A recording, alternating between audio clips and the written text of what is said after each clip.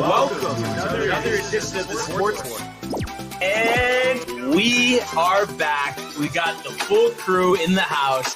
That is what it's all about. The Yankees, out of any team in the league, are the best equipped to handle a blow like this. I think there is a higher power at play here. He's due law of averages. That dude is the ultimate scrub. It's trash. Yeah. Every person you have in there is fucking trash. Next game, you're going to see a big performance. You can see it in the end of the game, and I'm just totally stoked and excited for this.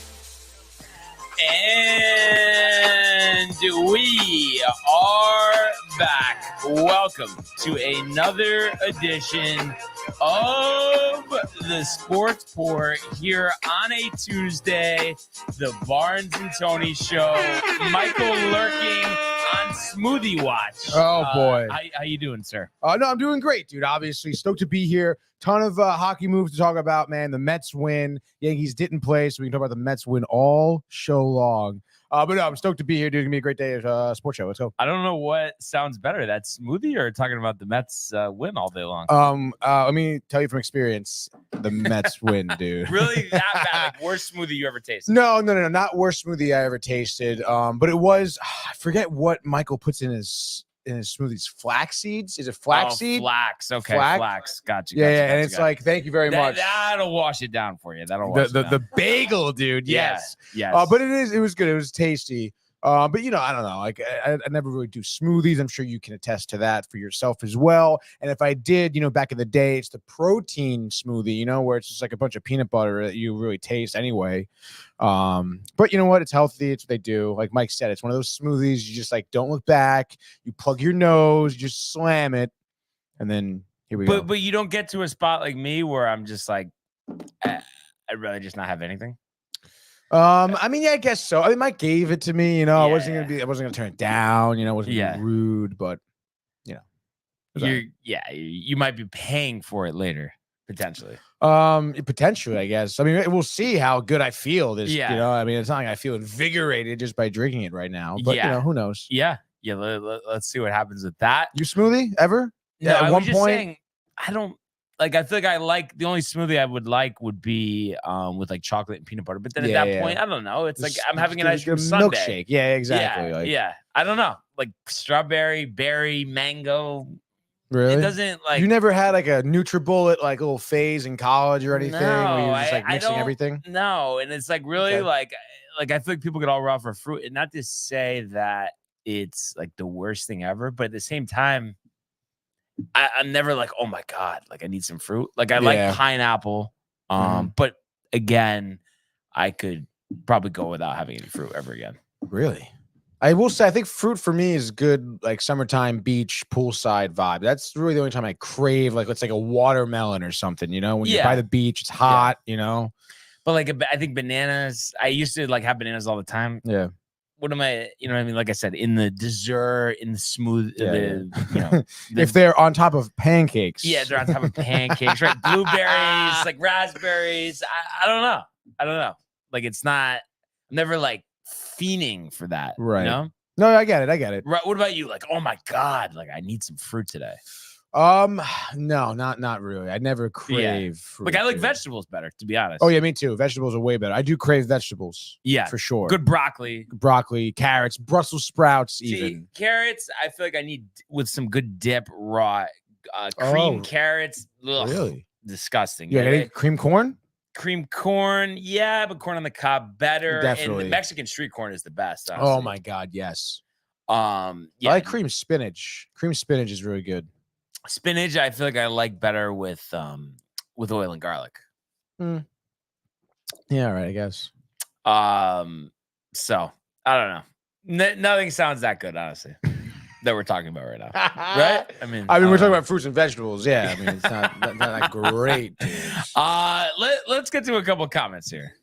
Yes, of course. Early and often, dude. Believe it or not, we have Michael Buckta in the house, all the way from Italy. He says went on a beautiful bike ride today here in Florence with an exceptional tour guide. He was so kind-hearted, willing, and so patient, which I would imagine Michael Buckta on the bike ride in Italy, probably asking lots of questions and stuff. So I'm sure he was very patient, but that's awesome, Michael. I'm glad you're having a great time so far. Yeah, so glad he's having a great time. Do you have any idea what time it is in Florence right now? I mean, is it the England? Is it 5 hours or 8 hours with Jay? It's 5 hours. 5 hours. So I guess Florence right here would be 6 hours. 6 hours. Yeah. Ahead. So it's 4:06 p.m. currently. Okay. So wow, good for him, dude. He's getting ready for dinner, I'm sure. Yeah. Speaking of getting ready for dinner, we have Matthew Gabriel with a big let's go, dude. He says, can't believe Stamkos and the Predators. That's so random. Yeah. And he's saying, Rangers, where were you on that one, dude? Which is a great question. Because we talked about it, I think yesterday, honestly, before. Yeah, I don't know. It would be sick to have him, to see the captain, Tampa Bay. You know, we've done many trades with them before. But hey, or many work with him, I guess I should say. You know, I guess it's a good segue, but I have to say, I don't know. I think Drury, there might be some questions there. I don't know. I think there's been a lot of good. We get it. Yeah. But I think there's some stuff that doesn't make any sense. And the start of this offseason just makes you feel like he's content with doing the old tweak a Ruski, Tony. And I don't know about that. Yeah, I don't know. I mean, I feel like we've seen time and time again now after a couple of trade deadlines here, he doesn't really go out there and get that blockbuster deal necessarily. Even grabbing Kane and Tarasenko, I mean, those weren't oh my gosh deal. Those were two players that were kind of cooling off in their careers. So it wasn't really they were getting that big guy, that big name. Again, we looked at Stamkos' stats, last season, he had 81 points, clearly, even though he's getting older, he's still contributing to his team. And again, I don't know if it's Drury is trying to go to these bargain bin deals. And I understand he has limited cap space to work with, big contracts that he's even thinking about getting rid of, which the talk about Trouba now may be that he's sticking around. That's what somebody was saying. That's what Rick and oh my god! All right, let's were talking about it. Let's just go into the world of the National Hockey League. Here he comes. McDavid shoots top shelf. He scores. Captain with the overtime winner. That's the middle break. It's a world-class hit right here. Tomsky stepping. Rink wide. Made the full split save. Are you kidding me? Turn. Side of the net. Between the legs and they score! Filthy! David Pasternak. The silver trophy to the Golden Knights. All right. So a very active day of free agency yesterday. And really the headliner, Jake Gensel, Tony, the new foundation piece for the Tampa Bay Lightning.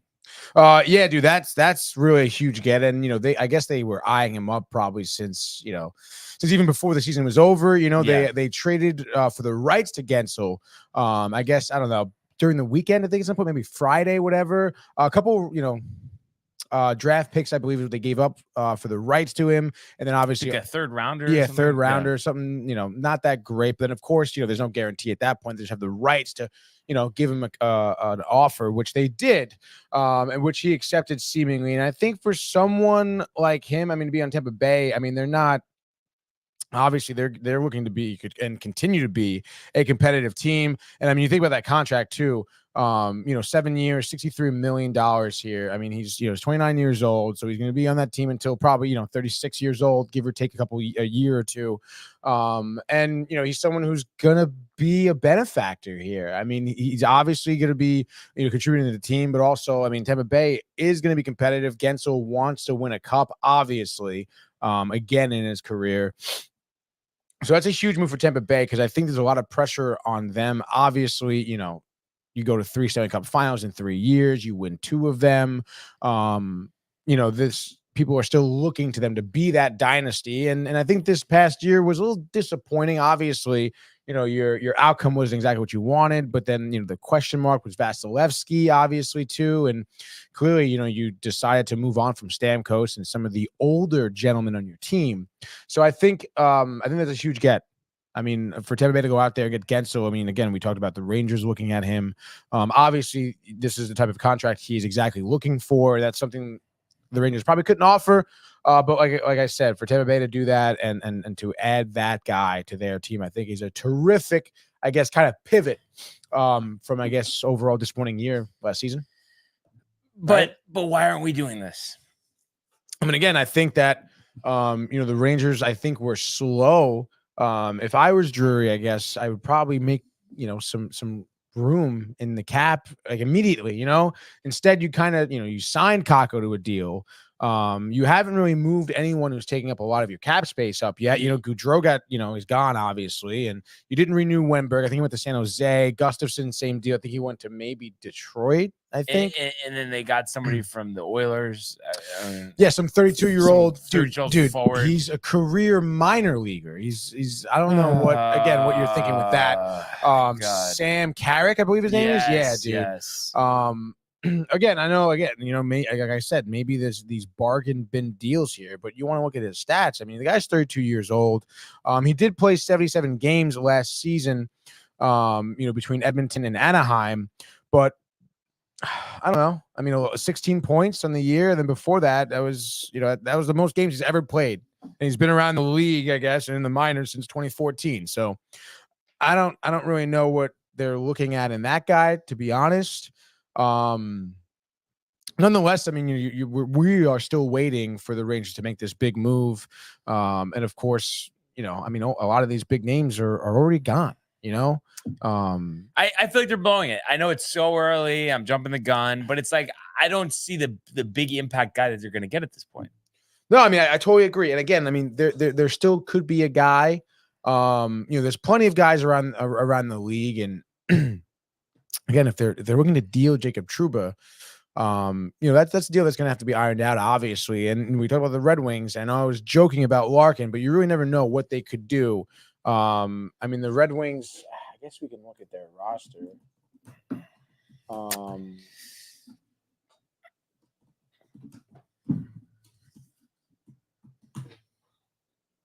Okay, let's see what we got here.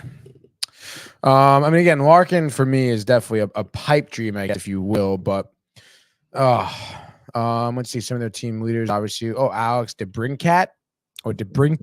I mean, a right winger, obviously 67 points. I think Shane Gostisbehere was signed somewhere already.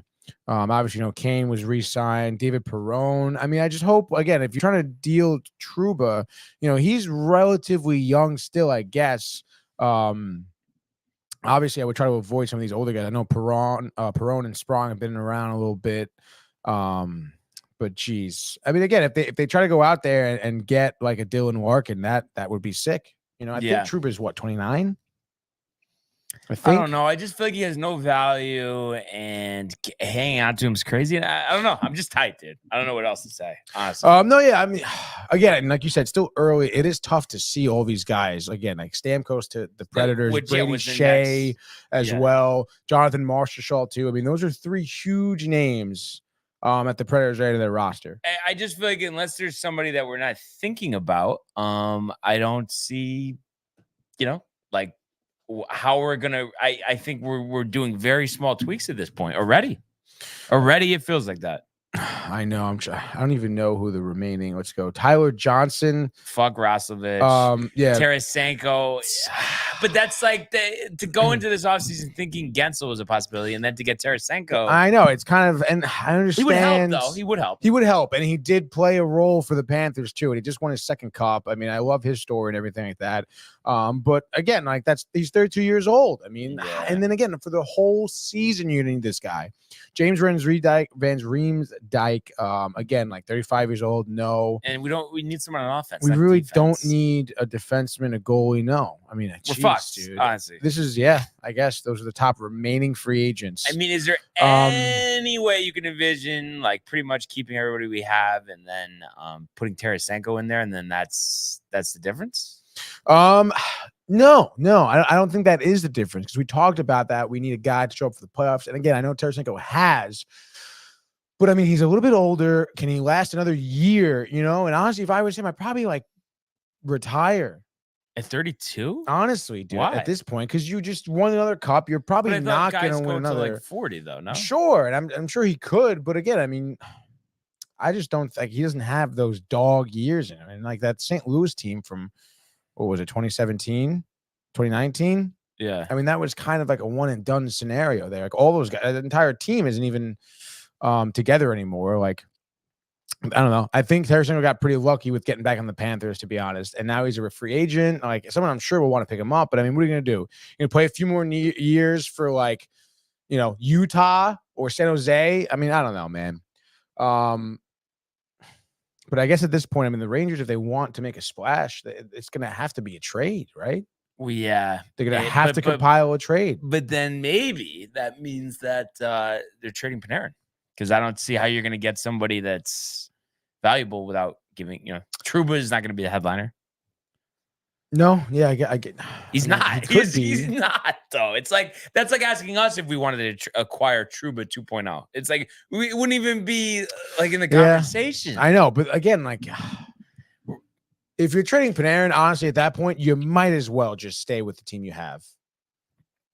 But I just feel like if we do that and let's just say it's Tarasenko, and then we just keep everybody else, doesn't seem like that's enough. Honestly, it almost seems like the Lightning are a better team, honestly. Yeah, I mean, again, it's not enough right now, sure, but I mean, seems like we're making excuses, though. Honestly, Tony. Well, because obviously it's kind of tough. Because again, like you look at the Rangers team, the talent in the regular season was undoubtedly there. Yeah. So like, what you're missing is that postseason talent. And I guess again, I know things don't indicate or point to it, but I mean, any one of those players could theoretically go off in the playoffs. Tarasenko even included. So it's like, I don't know, like you want to trade Panarin, who's already an established talent in the league, who obviously, like, I mean, you're going to be trading. If you do trade, you're going to either trade for someone who's of similar value. So you're not going to necessarily, I guess, free up more cap space. And if you do, you're going to settle for someone who's not that much money. He's probably going to be not as good. And then you're probably going to have still, at some point, you're going to almost making a new void in your lineup. Mm-hmm. So I don't know, man. I mean, I think, I mean, it's tough because, again, like sitting here right now, you're almost like you missed the boat of the entire offseason at this point, But and then we missed the boat at the trade deadline, and we could have had Jake Gensel, and then maybe had a chance to re-sign him, but we didn't. So, like, what are we doing? And, like, why does Drury get a free pass? Because I said that at the time, that it felt like there was something we need to do. And, like, if we had Gensel against the Panthers, I think we win. Yeah, probably. If it's Stamkos against the Panthers, you probably would win as well, honestly. And now we're going to see, Gensel go to the Lightning. And I don't know. I feel like the Lightning have, given us some trouble, obviously. And then you swap out Stamkos for Gensel. I mean, doesn't, like, you know what I mean? It doesn't seem great. Yeah, I mean, they're not really missing a beat losing Stamkos. They're certainly improving their roster, honestly. Yeah. And then who knows what else they're going to make around, But I don't know. I mean, it's tough. I am. I mean, I would ridicule Drury. I mean, like I said, it does seem like he avoids those blockbuster deals and tries to get, I don't know if it's too cute or if he thinks there's other talent somewhere else. But again, I mean, like I said, like 2 years ago, deadline, you go Tarasenko, Kane, didn't work out. This year, you go Wenberg, Roslovic. Again, worked out in the regular season. Roslovic played great, but then when push came to shove and against the Panthers, I mean, he really wasn't around. Even against the Hurricanes, he really wasn't around that much either. And there's probably a reason, you're not re-signing him right now and you're letting him go into free agencies because you knew like he's not really going to help you out next year. So it's like. It seems like that would like these high leverage situations when Drury needs to step up, he's really not. And again, I mean, it's so tough because again, like, you would think like originally at the deadline, you think Roslovic, who is that? Wenberg, and then they start producing a little bit for you, and you think, all right, this is great. Like Drury knows what he's doing, so you're kind of like, all right, like let me trust him and whatnot. But like we just looked at the remaining free agents and. Like you really need a blockbuster trade if you want to rattle some cages and make this fan base think that you're committed to winning the cup and not just running it back next year. But I mean, I don't know. I mean, I guess we'll see how the fans react, but I'm sure that's going to be the divide between, I guess who's on Drury's side in the sense where if we do, I'm sure there's people out there who do believe if we do run it back, the same crew, just a couple different pieces, bottom six players to, make a more depthful team that they can win the cup. But I mean, that's if that's what you want to bet on, that's fine. The Rangers are probably going to be good again in the regular season. They're probably going to make the playoffs again. But then, like, that's what you're betting on for them to show up in the playoffs. They haven't done yet. So I don't know if that's the route Drury wants to take and bet on himself that way. I mean, then if it doesn't work out next season, like you got to go, dude. Yeah. Like, you got to make drastic changes or you got to go because you can't just keep doing that. It'll be 3 years in a row then. And again, like that only buys you so much time. You know, the rebuild excuse. We're only a few years removed from the rebuild. And look how good we've been doing. It's going to get you so far. All right. The rebuild is over. We've been rebuilt and we're still not producing the results we want. So I guess time will tell. I'm sure Drury's going to make some moves in the upcoming days. And I guess we'll see who and what and for how long and how much and whatever. Yeah.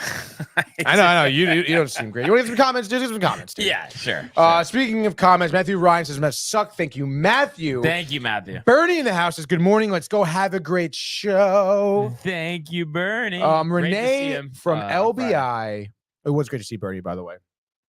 On vacation, Renee, always tuning. Let's go. What are you snacking on, Tony? I have a half of an egg everything bagel with jalapeno cream cheese on it. It was used as a cleanser for the smoothie he had before the show. Oh, my goodness, dude.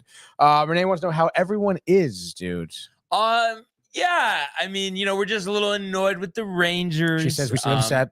Yeah. So just the Rangers. They think they might be, missing the opportunity. And to me, it just seems like it's at this point, it's either a Blockbuster or a Tarasenko, and I don't know what Blockbuster. Like, what do we? Is it John Tavares? Like, I don't know. Like, it's like Tavares, dudes.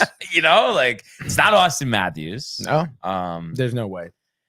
So Renee loves the Manana hat though. At least you got that going. Let's go. Yes, it definitely kind of goes well too. Kind of the brim, the shirt. Oh yeah, I mean, white shades. hat. With the blue in there. You get the blue Yankee polo, which is all right, I guess. Yeah. Jimmy's saying Rangers and Cowboys. Cowboys are the same. Why does everyone want to compare people to the Cowboys? The Cowboys what's the deal with that? Are their own thing. Jerry's an idiot. Like he can't. Who else compared you? Someone compared you to the Cowboys. Kev was talking Kev, about that, and that's even a worse analogy than this one. But yeah, there's the Cowboys are their own monster. And they can mire in misery as long as they want, but let's keep all the other teams out of it, right, Tony? Oh yeah, I think so. And we Cowboys are worse. Michael Buckta says, yeah, such a meme. Cowboys he says are the worst. Yeah, that's for sure. That's so funny. Commenting from Florence. Yeah, that's pretty cool. So An sick. International show. They both haven't won since the 90s. Jimmy says.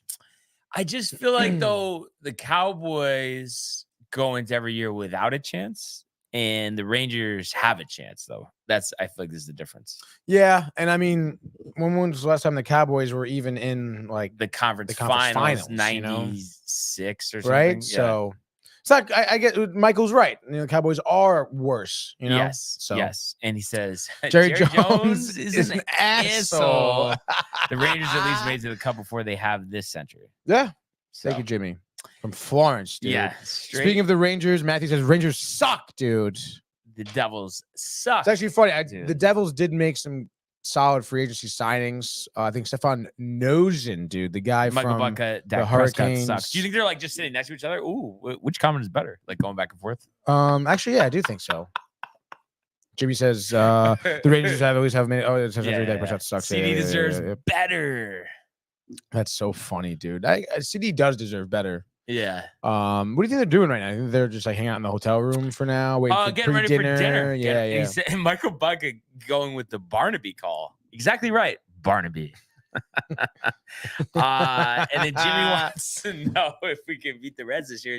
Of course. I'm gonna say, with our eyes closed, 2 out of 3. Hopefully a sweep, but the whole key, and I talked about this yesterday, got to keep Ellie off the base paths, and I hope that we look at the lineup later, and Austin Wells is catching, and now Jose Trevino, at least to start. Oh, nice. At least, no, it hasn't been out yet. I'm just saying, but you got to start that way. Yes, you do need to start that way. And then, yes, they're just hanging out in the hotel waiting confirmation. for dinner.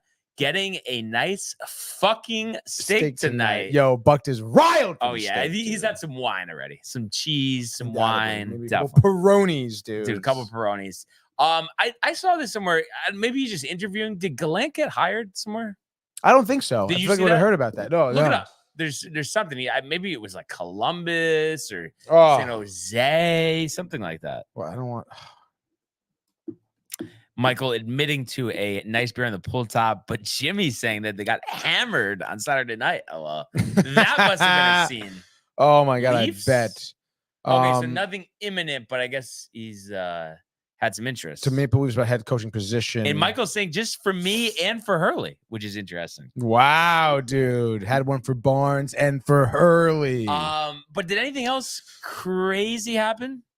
He says he means the Yankees Barnes. Not that they got hammered. I mean, come on. That's an easy one to confuse. No, that is, dude. They're probably cracking up about that. Anyway, I bet, was that dude. it? Anything else crazy? Like or? major free Yeah, agency yeah, signings? No, there definitely was another one. Let me just look up here. Courtesy of TSN, dude. Obviously Victor Hedman re-signing with the Lightning was dope. Adam Henrique re-signed with the Oilers. Ilya Samsonov to the Knights, which is interesting. Bargain bin. Yeah, bargain bin for sure. Just 'cause he 1 struggled. year. Yeah, But definitely for is. 1.8. I mean, what if Crazy. he's good? That's a great deal then if he's Yeah. good. Let's see what else we got. Janmark, right, and Skinner both back to the Oilers. I'm honestly like surprised they didn't make any moves as well. Shane Gostisbehere to the Hurricanes. That was kind of a big deal for them. Phoenix Copley to the Kings should be pretty interesting. I mentioned Gustafson went to the Red Wings there. There definitely was a couple other ones where I was kind of surprised. I guess Duquesne going back to Dallas for a year was huge.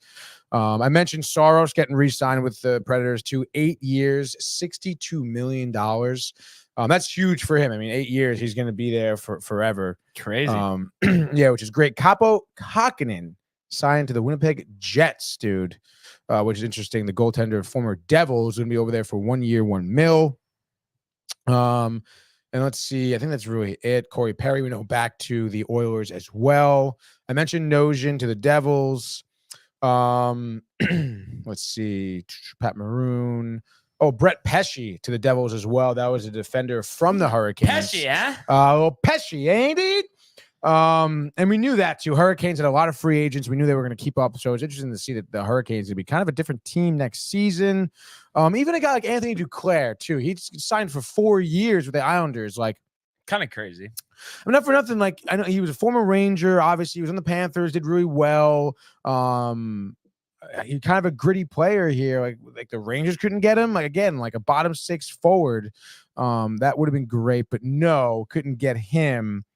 And that's pretty much it, I think. Matt Duma to Dallas as well. Domi resigned? Max Domi, yeah, resigned with the Maple Leafs. That was a huge get for the Maple Leafs to lock him up too.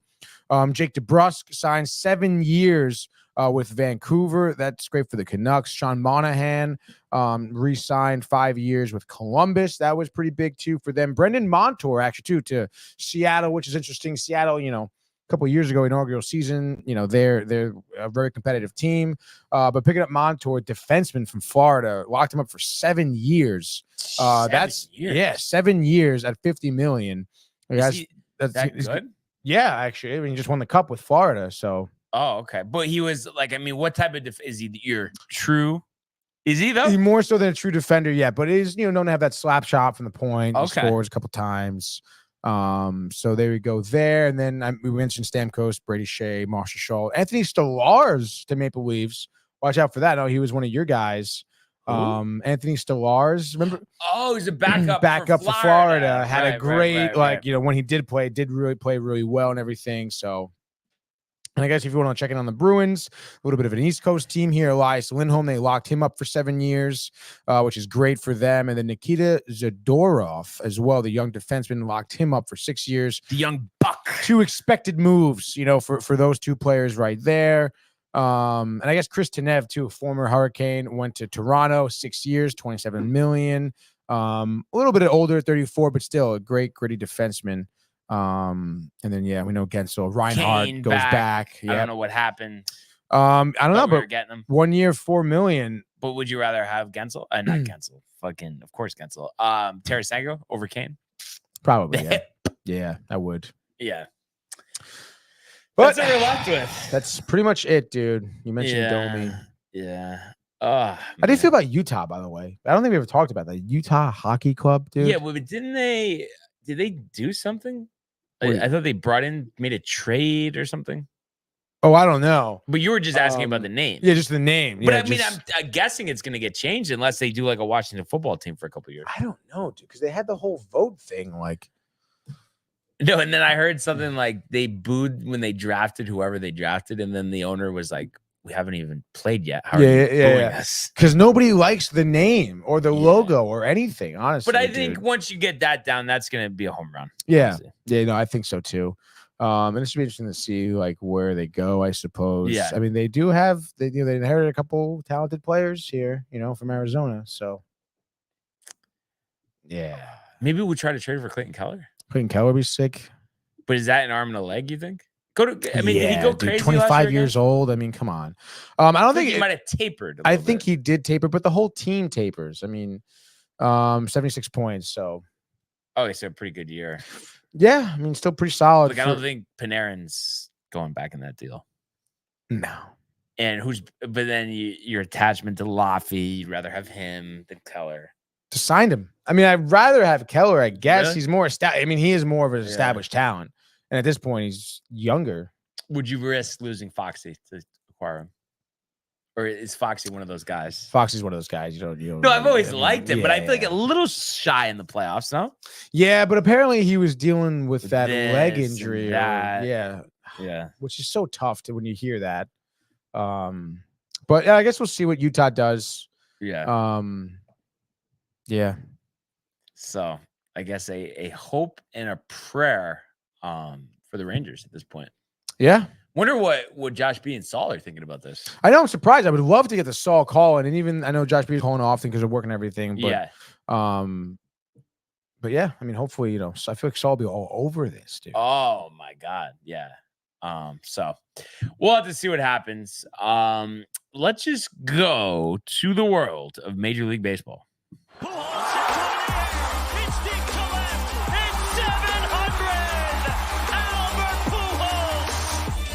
What a play! Stop it! Yep. And Alonso cracks one of the Mets win the ball game. Out of sight. And it works at 100 miles an hour. 14 strikeout. Drill deep to left field. There it goes. See ya. Oh man, and I thought it couldn't get worse enough. Come on, the Rangers being inactive. Then I had to hear about this nonsense dude. Met victory. They're so crazy. Extra innings, all of that, hanging on by a thread, Tony. So the fingernails. Let's hear the poetic angle of this. Yes, dude. The Mets did win yesterday. I mean, come on. I understand it was still even a close game and everything.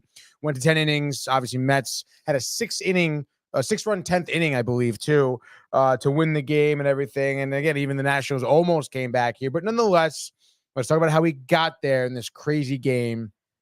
I mean, guys, really, first off, we talked about it. James Wood here. The young 6'7" wily left fielder who's getting called up first, MLB debut here, does get his first MLB hit at his first at bat in the second inning. And I got to say too, I mean, I think the Nationals fan base is just absolutely like quenched for a superstar. Obviously a team that, touched the World Series a few years ago on a pipe dream season anyway. Had Strasburg, had Max Scherzer, always had Juan Soto, it's exactly Bryce Harper, Anthony Rendon, Patrick Corbin. Patrick Corbin at the time was okay. No, he's not. But even so, I forget who the reliever was. The guy with the freaking rec specs too who came in. Sean Doolittle? Yeah, Doolittle. Yeah. So this guy comes out and they treat him like a god already, honestly. He literally comes up first at bat, standing ovation, Brian. Does get the hit, which is cool for him. Great story. I think it was like a bloop single over Lindor's head nonetheless. Standing again. But I will say, which is great. I mean, again, like your first at bat, your first hit, that's great. You know, the pressure, the crowd. It's easy to not do well in your MLB debut, but he did stay up to the, I guess, challenge here. But I will say, Brian, a little unimpressed with his work. Not gonna lie. Why? Because he did have a chance to throw out Alonso at third, from left field, obviously. And we've seen Alonso run the bags this season. So you're saying he didn't have He doesn't have a good arm, dude. Yeah, but if he can hit, who cares? You're nitpicking. Because honestly, if he's a good hitter, the fielding they'll figure out. You know what I mean? Will they though? Because honestly, watching him move again, like you want to compare him to someone like Aaron Judge, right? Yeah. This guy moves like he can't control his limb. Even when he was running the bags himself too, he's like flailing, like he's not. He just seems very unathletic. You know what the thing is, though? I mean, I feel like every position on this team almost is wide open besides like shortstop. So you could put him wherever. Like Harold Ramirez doesn't need to be your designated hitter. So I mean, that's the easiest thing that comes to mind. So seems like he's raking. So I'm saying I think they'll just take him out of position or put him at first base if they need to. No, yeah, I mean, and that's struggling, I guess. Yeah, a little bit. But I mean, I still feel like again, like this is what they gave up Juan Soto, for this guy too. Yeah. Like I think, like I'm saying, the Nationals are expecting a superstar out of this guy. Blew it. Wow, the Padres did blow it. Oh my! And it's like your return package, like. And then I think the backbreaker is not holding out to Thorpe. I don't know if you've seen. He's had some good starts. It's like there's no way long term that he's not going to be better than Cease. And dare we say he might even end up being better by the end of the year? Because like I feel like Cease is really good, but he can't like maintain it. He just has these outings that get away from him. Yeah, no, I totally agree. And I mean, the Padres are in, even though they're in a wild card position right now, but I mean, Tatis is going to be out until the second half of the year too. Like, and I just feel like how much like Cease, I don't think is going to make a difference over Thorpe of them making the playoffs or not. Oh no, definitely not. Especially if Thorpe could potentially outpitch him. So yeah, and I think that I don't know. Michael King has not lived up the way that they had hoped. He could have, but he didn't. And honestly, their entire pitching staff is not great. Higgy, I think, has 9 home runs, so at least that's good for them. And then Brito and Vasquez have been mediocre as anticipated. Yeah. So I don't know about the return on that one. No, not great at all, dude. But nonetheless, here, let's get to this first game of the 4-game series here.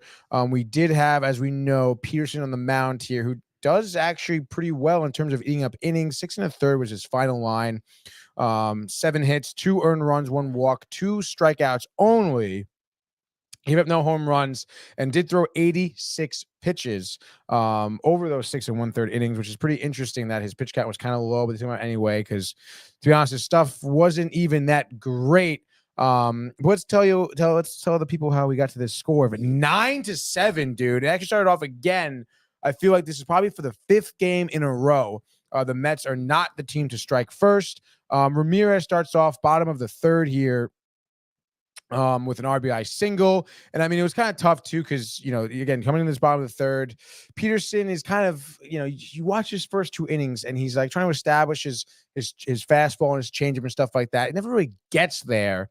And because of that, I think he ends up going to his fastball more so in this 3rd inning.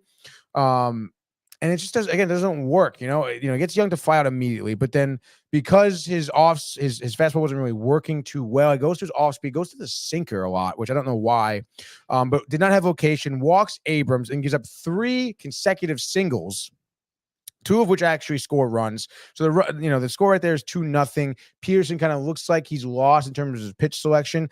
Ends up finding himself in the 4th inning. Has a 3-up, 3-down inning. Strikes out Wood and then causes 2 more ground outs. And again, I don't know if it's because he found his slider. I don't know why he doesn't throw that more often, to be honest. Because I don't know, Brian. I mean, I feel like, especially if you're trying to induce like ground outs, I feel like your slider is probably one of your better pitches to do that. Yeah, and also too, I don't know exactly, but if I had to take a guess, like pitches like where damage is done, wouldn't you think that fastballs make up well over 50% of it? I would think so. So like you don't want to hang the slider, but every time someone swings and miss, is not on a slider. It is, exactly. And again, like especially if your fastball is topping at 95, it's like It's not that threatening to some batters. No. And then again, I mean, I feel like the other two pitches you go to, your changeup and your sinker, I mean, they're just not that effective. You know, your sinker at 93 is good, but it's just Not great. It's just not great. I don't know if you'd have enough movement on it. And then your changeup, I mean, it's just not fooling anybody right now. So it's like you end up going to the slider, which is why I think he went deeper in the game. But nonetheless, you know, they're down 2-0 early. Matthew Ryan live comment, Mets are hot garbage. No, I think that's great. So top six Seems here. like you really care about that one. So the Mets are down 2-0 going into the sixth inning. Gone. And they have an absolutely huge sixth inning here. It does start off with a Bader single to right. He's on fire, no? He really is on fire. And it's great. I don't know like what the deal is, but he has been kind of consistent. Was there a players meeting? Yeah, when Dor had the and players since then, meeting. I bet he's hitting over 3, no? Oh yeah. Since then, for sure, dude. And it's great. I hope he can keep it up here. And I feel like, you know, again, he has so many of these at bats that are like 6-7 pitches that are just absolute battles. And he's able to obviously stick with Gore's fastball. And we'll get to Gore. He was honestly pretty effective, but he was hammering the fastball all night, like challenging everyone with the fastball. Some batters obviously went down swinging. What's his downfall, though? Is it command? Yeah, definitely. At times. Yeah, at times. Yeah. And I just feel like maybe, I don't know if it's maybe just a lack of confidence in his other pitches, but he really does like too much fastballs. Like he challenges everyone with the fastball. And again, it works sometimes when he's locating, you know, the corners of the strike zone. But again, here, you know, again, Bader is absolutely battling you with the fastball, fouling off all these pitches, and the off speed you go to, you know, the slider, the changeup, again, lack of confidence maybe, but those are balls, you know? So no work there. Bader gets the single. And then Gore gets pulled, honestly. You know, gets strikes out Martinez. Alonso flies out. And I don't understand what they were thinking here. But, you know, pitching coach, manager come out. Gore's like, hey, I want to get this guy. And they're like, no, you're not going to get this guy. So he leaves with Bader on second, which is interesting because then Law comes in and immediately, dude, Vientos single to right or left, scores Bader. It's 2-1 just like that. Taylor is safe at first. Oh my God, yeah, that's right. Taylor hits a ball to Abrams literally right between his legs. Like goes into the outfield. Vientos scores because of that. Or Vientos is safe at third because of that. And then Alvarez comes up. A 2-run double. Again, Alvarez, absolute double machine. You know, first pitch cutter jumps on it, scores Taylor. Vientos 3-2 lead just like that. Now, the next inning, no, actually it wasn't the next inning. It was the bottom of the 8th here. Nunez in pitching for the Mets here. A couple changes, you know, kind of around the field. But nonetheless, here, Abrams starts off the inning, flies out. Thomas grounds out. So it's like that. You know, bottom of the 8th, 2 outs. You like that. Winker hitting for Ramirez gets walked. And then Meneses, a double to right. Kind of a weird Iglesias in right. I'm sorry, Taylor in right just totally misjudged this ball. Like, was playing the hop. And it just, I don't know, he was too far right of the ball. He couldn't reach it. It literally, I don't know, maybe there was spin on it, but it literally hops and went past him to the left. Winker ends up scoring because of that. It's 3-3. Taylor does end up making up for it, though, in the 9th because he does kind of save, has a great catch lined up by Young, which probably would have scored a run, to be honest. But he kind of saved the game there. So it makes up for it in the outfield. He hasn't had too many mistakes this year. Let's go top of the 10th here. Harvey pitching for Washington. You know, this is going to be the big 6-run 10th inning here for the Mets. It starts out leadoff, Bader, hit by pitch. Bang. Martinez takes 1 yard, scores Lindor, who's on second, and Bader 3-run dinger makes it 6-3. And then Alvarez with, I believe, his first triple of the year, I think. He talking about on fire. On fire, dude. Scores Taylor because of that. Makes it a 7-3 game. Iglesias, first home run as a Met. Perfect timing. Makes it 9-3. And you go to the bottom of the 10th. And, of course, the Mets do make it interesting here. We know how bad their bullpen has been. It's been definitely, you know, a struggle bus there for Mendoza to pick out the right bullpen guys. So we have Jay pitching for the Mets here. Leadoff walk to Abrams, and then strikes out Thomas. But then Winker doubles to left, scoring Young and Abrams. Does strike out Meneses. on a ridiculous, 9-pitch at bat. I actually watched this at bat. It was kind of crazy, but does get him swinging on the sinker, which is great there. But then gives up a double to Vargas, makes it 9-6, and then walks Wood. So at that point, you have a runner on first and second with 2 outs. Obviously now it's a 3-run game. Was 6. You bring in Garrett, gives up a single to Ruiz. Scores another one, 9-7. Eventually does get Garcia to strike out swinging on a splitter that was kind of blown away. But by God, the Mets thankfully won this game here in extras, 9-7. I guess you could say it's a good way to start this series.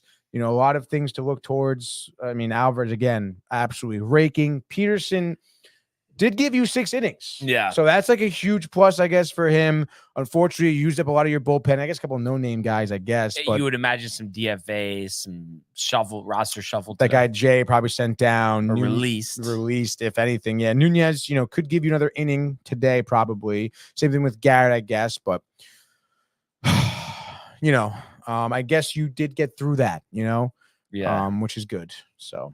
What are the chances that Manaea gives you 7 strong tonight? 7 strong? I think there's like a maybe 25% chance for 7. Yeah, so you're thinking more like 5.5, 6. I mean, he's that 5-inning guy, Yeah. So if you're lucky, he gives you 6. I feel. Which again, I don't know much about this Hers guy, Dan Hers. I feel like he may have pitched against the Mets earlier this year. No picture too, so usually that means that he's like a young no-name buck. guy. Yeah. I feel like we may have talked about him in his debut, maybe. DJ Hers. Was against the Mets. Got hammered. Yeah, got hammered. 4 over 4 innings, 7 hits. Really has had one good start against Miami. Struck out 13. Wow, but then has gotten hammered every other time, pretty much. Yeah, that's interesting. But obviously, I guess we'll see. I mean, again, the bats are hot. Like, there should be no problem with cleaning up this guy. So, what do you think about the Butkas? Want us to meet them in Italy, having some Peronis? I mean, it would be nice. It would be nice. Other than the 8-hour flight? It probably is close to that. Yeah. I mean, come on, dude. If it means we're going to Italy, will you stop it?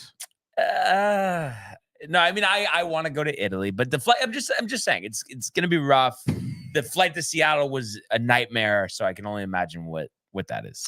Matthew Ryan, by the way, Mets are hot garbage. Took 10 innings to beat the Lowly Nationals. So what, dude? Just a win is a win is a win. Yeah. Next day, if you were the Yankees right now beating the Lowly Nationals in 10, you see the same thing. Yeah, I just think the pitching remains a concern. I mean, the bullpen, and the pitching and the starters. I mean, it's all terrible, and you're gonna have to score 6 runs to win tonight, probably. And how about like last night, for instance? Like scoring 6 wouldn't have been enough. Literally 9. I know, kind of crazy. Yeah. But again, you would hopefully anticipate.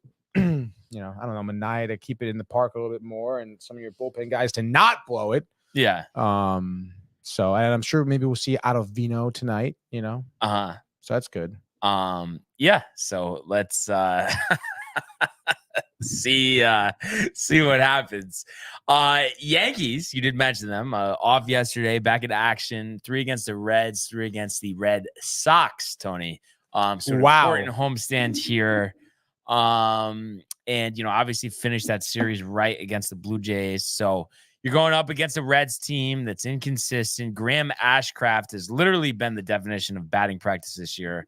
5.45. So, and I think it sets up good because I mentioned the whole importance of Trevino on the pine for this series. So I think him being a right-hander, I think that bodes well. And you look at Ashcraft recently, has not been good. Really all of June, but I guess he actually missed some time with injury. But his last start on Wednesday, 5 1/3, 9 hits, 6 runs, 2 home runs. So obviously had gotten hammered. The previous start 3 weeks before, 3 2/3, 6 hits, 4 runs. Start before that, 4 2/3, 5 hits, 3 runs. And then on the 24th of May, 5 1/3, 8 hits, 5 runs. So nothing shows that he could shut down a lineup. So I would imagine too, I would think this might be his first career start at Yankee Stadium. So I think this could be a bloodbath, and I think this bodes well too for Luis Heel, because obviously he's had a tough go at it last couple of times out. But when you navigate this Reds offense, I mean, it to me anyway, you look at the numbers here. I mean, you're concerned about Ellie De La Cruz and his 40 stolen bases, and he has 14 home runs and 5 triples. But other than that, I mean, Candelario has been pretty good this year, but I never thought he was that great. India, somewhat of a resurgence, but again, nothing crazy. So there's really not too many people that scare you here. I mean, Spencer Steer and his 240 average, 10 homers, 51 RBIs. So to me, I don't know what you think, Tony, but I think this defines the whole get right series, get right spot here for the Yankees. Huge for Heel, dude. I talk about getting your confidence back, navigating this lineup. Like you said, these guys, though, they're stat leaders. Nothing crazy. Yeah. Nothing pops off the page. We know right here. Ellie's great, but if he can't get on base, what good is he? Exactly, dude. And he does strike out a lot. Right. So throw him sliders and throw him fastballs that are above his head. Yeah, exactly. So I think there's going to be a good plan, I'm sure, in place. And I mean, like you said, I mean, it's pretty obvious here. I mean, you're looking for the sweep. And I think you have good chances of getting it. Yeah. So let's go. But what exactly happens? Let's find out in an abbreviated, full-on baseball frenzy, Tony. That is right. Let's go. It is the 2 for Tuesday here. We're back in the saddle. Big slate. We can pick our games, the ones we want. And we're starting off with me here. 6:45 p.m. Game 2 in the District of Columbia. That's right. D.C. getting ready for the 4th of July here. Washington favorited here. Sorry, underdogs here at home at plus 120. A cool 91. A cool 91 degrees. The fans, the players, everybody was sweating yesterday, dude. Nonetheless, though, the over-under is 8.5. Obviously went, sorry, no, it's not 8.5. Where is it? It is 9.5, which obviously went well over that yesterday. So you can anticipate my bet there on the over. Hammer that freaking over, dude. But Mania, as I said, you're expecting 5, hoping for 6, maybe a 3 earned run scenario. We know, obviously there is some offense, in the Nationals lineup here. Meneses had a couple hits last night. CJ Abrams, Lane Thomas has been a little quiet recently. He may, make some noise there. But nonetheless, I think the Mets bats are too hot to handle for DJ Hers. I would expect somewhat of a start we saw against the Mets the last time, where it's 4 innings, 4 earned runs. I'm going to say 5 innings, 6 earned runs, honestly. Big blow-up spot in the 4th for Hers. I'll say that it starts off with Alonso, leadoff solo shot, and then it was going to be working the bags through the lineup. Let's go. Alvarez, big 3 for 4 a night with a couple more doubles. The Mets move on to win this game. I'll say 8-4. So Mets in the over, baby. Let's go. They're taking game 2. All right. I like the Yankees in the over. Like I said, against Ashcraft, the Reds, I think offense early, often Judge, Soto. And you know what? Alex Verdugo. I think it's been a while since he wrapped one around the pole there and right. So I think this is an onslaught. I think Ashcraft doesn't make it out of the 4th inning. I think Heel gives you 6 innings, gives you 10 strikeouts, only 2 earned runs. And the Yankees win this game 10-4. So it's the Yankees and it's the over. Absolutely great job there, Brian. Let's go. I know Miami, Crawford, Belozo getting his major league debut. I hate to go against those guys. I always go against the young guy, make your freaking debut. I'm going to double down here, honestly, with the Rangers. We're talking about Dylan Cease. We're also about the New York Rangers. But Cease sucks. Let's go. The Rangers, I feel like, are due for some offense. They just beat Baltimore 11-2. Other than that, they dropped their last 4 games before that. The Padres here just dropped 1 of 4 yesterday 2 days ago against the Red Sox. Pretty interesting matchup here. Cease, Eovaldi, kind of having similar years, similar records here. Cease 7-6, Eovaldi 4-3. Both ERAs kind of mid to high 3s right now. I still think Uvalde's been a bit more, maybe more consistent this year. So I'm going to go with the Rangers. I think he does a better, job out there. Obviously, Tatis out. Profar still hitting well. But I'm going to say Simeon gets his 12th home run and his 45th and 46th RBI with that home run. Maybe an equalizing home run in the 7th. And then Jonah Heim with the bottom of the 9th. Walk-off 2-run dinger. Rangers win this game. I'm going to say 6-4. So Rangers and the over, dude. Let's go. All right. So for my second selection here, I'm going to go with the Guardians at home against the White Sox.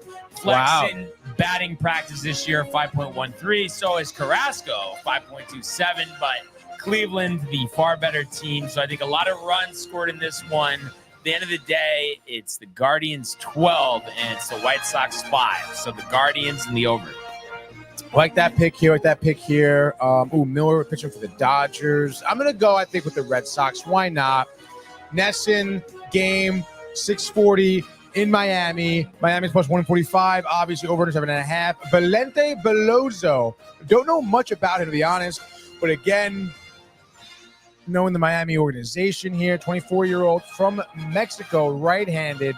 Has had an appearance here where he pitched 5 innings against Kansas City back in June. 2 Ks, gave only 2 hits. I guess he'll pitch well through against Kansas City, but I don't know. I think Red Sox here going to get absolutely popped. That's my feeling. Devers, Duran, both doing pretty well right now. Red Sox, I know, have kind of dropped 2 out of 3 against the Padres, but they're going to bounce back. Marlins suck. Give me the Red Sox winning this game over 7.5. Give me the over. A night of overs from Tony. Red Sox win this one 8-2. Bang. All right. So third game, final game here for me. And let's see. I am going to go. I just had this picked out. I'm going to go with the A's. So a little bit of a switch up here. Whoa. Spence versus Soriano. Neither team great, Tony, but I just think Spence has been pitching well recently, and the Angels are just a mess. So with that in mind, how about this? 2-1 A's, Brent Rooker, walk-off 2-run homer. Wow. Let's A's go. in the under. Just like that. That is your baseball frenzy. You were picking some interesting matchups, dude. Yeah, trying to mix it up. Variety is key. They say. We all know that. So let's go. Let's get some wins tonight. And one more order of business here. If we could go to the world of the National Basketball Association. The Bulls go. LeBron James at the buzzer.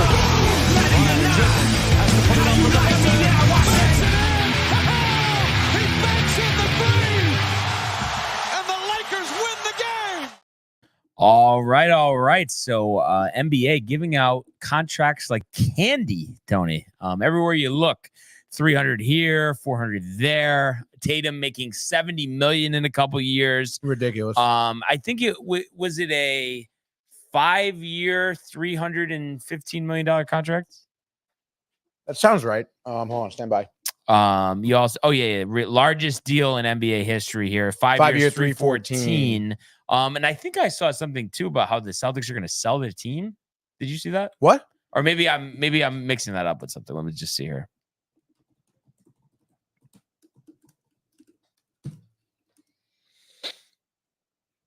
For sale. Celtics for sale. Yeah. The controlling family of the ownership group, after considerable thought and internal discussion, has decided to sell the team for estate and family planning considerations. This was 13 hours ago. And there's this article why owners are selling. Planning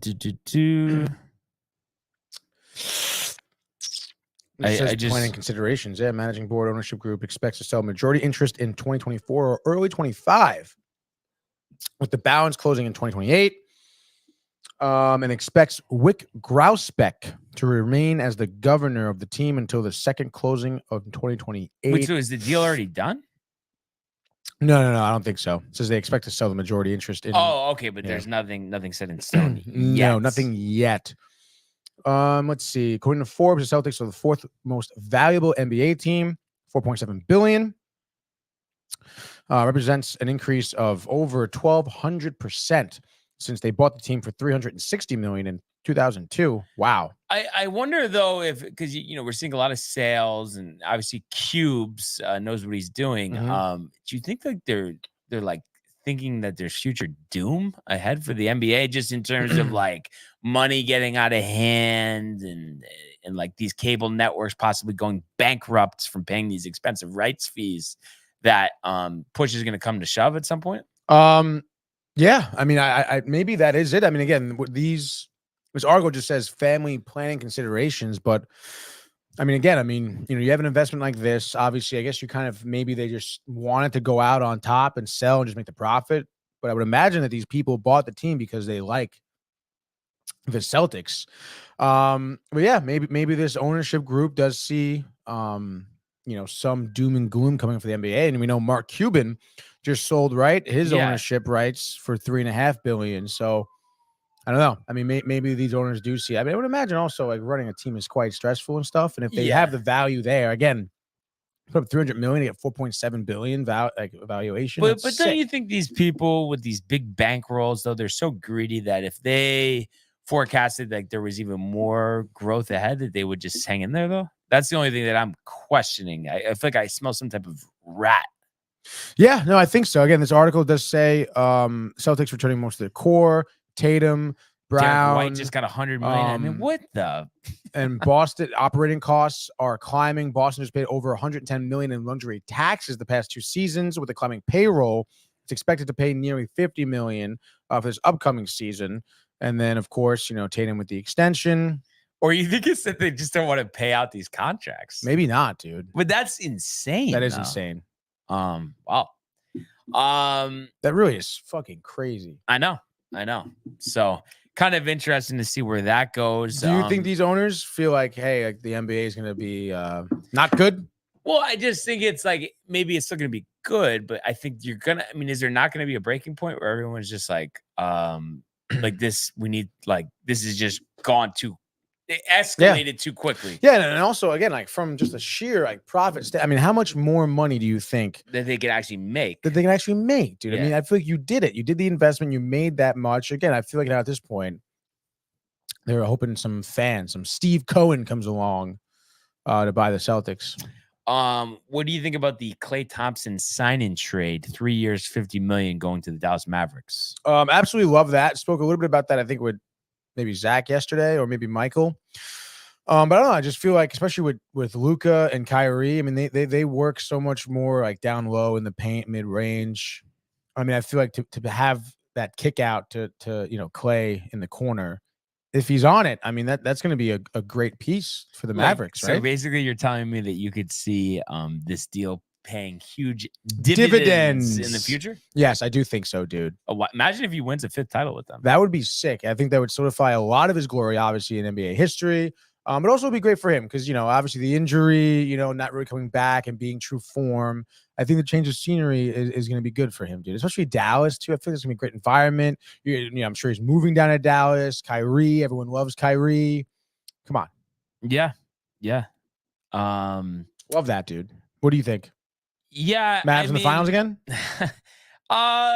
It's so tough to say, but I guess honestly, if it's Klay, if they're getting Klay Thompson, like the actual Klay Thompson, then yeah, I guess, right? I mean, let's freaking go. That's going to be a whole nother element for teams to have to worry about on the defensive side of things, Yeah, dude.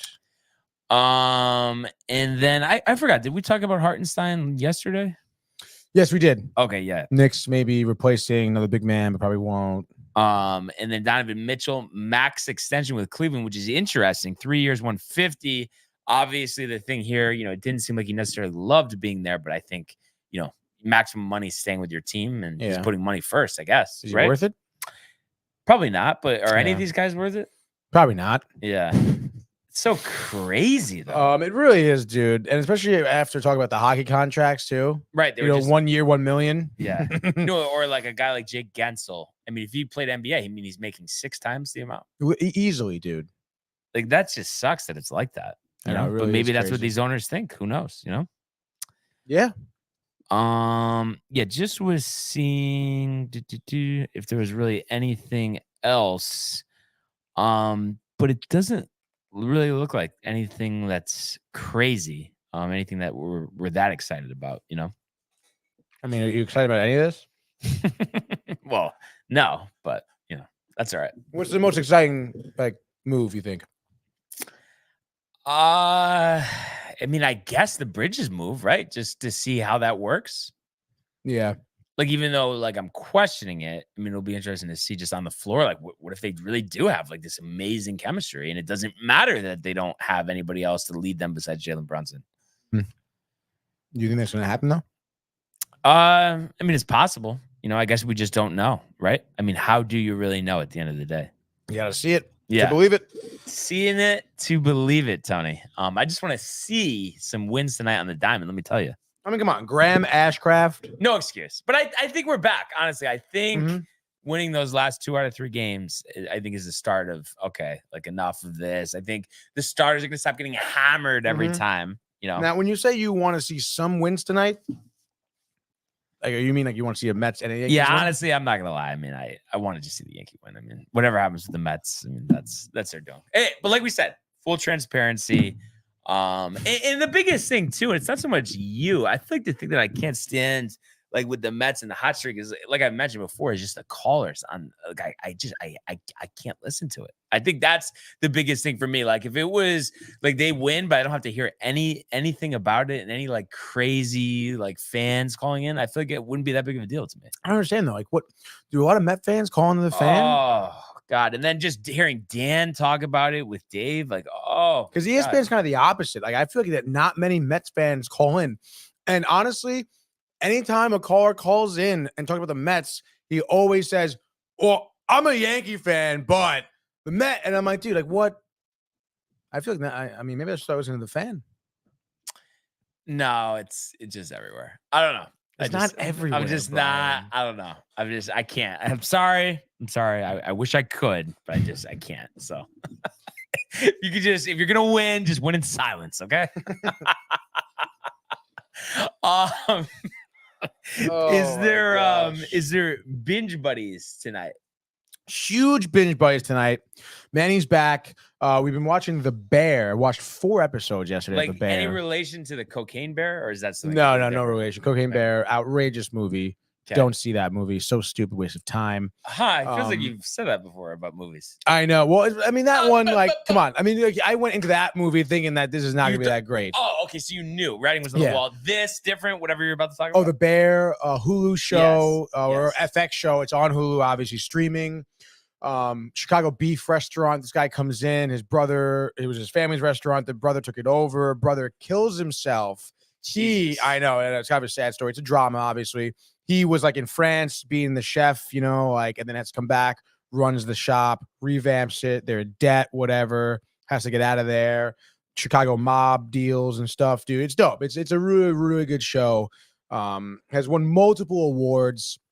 Season 3 just dropped, I think, Friday. And they do that thing. I kind of hate, honestly, when they do that, where they drop a whole season on you. And it's just like, you got to like just watch it at your own. Depends what it is, though. Sometimes. Yeah, I don't know. I mean, I do really enjoy like that. Oh, every Sunday night, this is going to be coming on, you know? But sometimes it doesn't fit into your time schedule. So it's nice to have it accessible at any time. Yes. But I don't know. Well, for me, like to talk about it, like everyone has already watched the whole season, you know? So like for me to come on tonight and be like a couple episodes, it's like, what does that do? It's like, I have to watch all 10 and talk about it. Otherwise, everyone's like, get this guy out of here. Other one's like, what? This guy didn't even finish the season. What is he talking about? You know? Joke. Like, it's a joke. Joke. It's a Stephen A. Smith over here. Oh, boy. So everybody tune in for that. 8 p.m. 8 sharp for Binge Buddies. And here we are, and another great episode in the books, and really appreciate everybody who tuned in and continues to comment, like, and subscribe. All of the archives on the YouTube page, Tony, Michael, Renee, and Jay in Costume, the merch at downtimetv.com.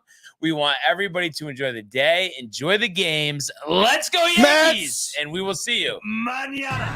Hey guys, Tony here from Downtime TV checking in. I want to thank all our fans out there who's been liking, subscribing, sharing our content. You guys are the best. You guys are our bloodline. You make us love what we do.